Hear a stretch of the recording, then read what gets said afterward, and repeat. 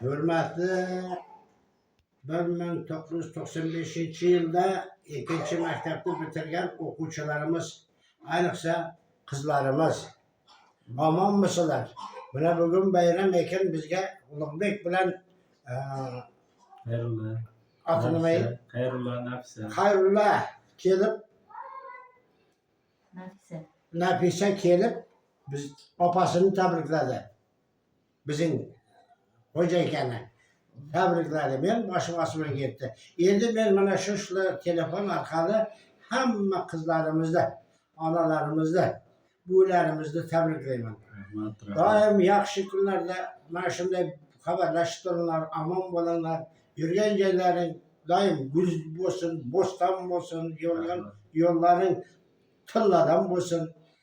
Nimaiki niyatlaring bo'lsa, niyatlaringga yetaveringlar.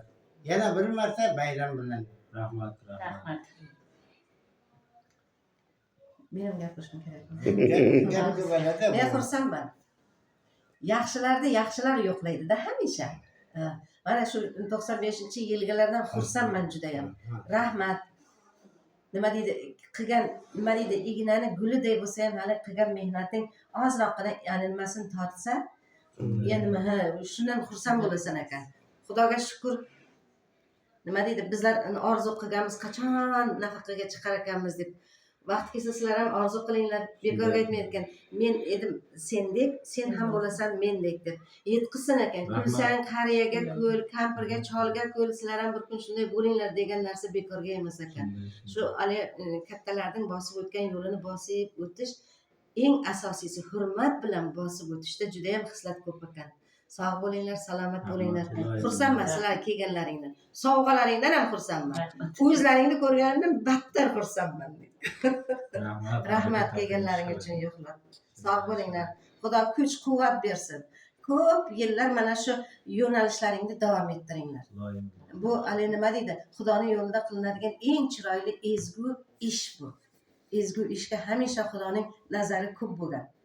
Xudoning Allohning nazaridan qolmanglar. Rahmat.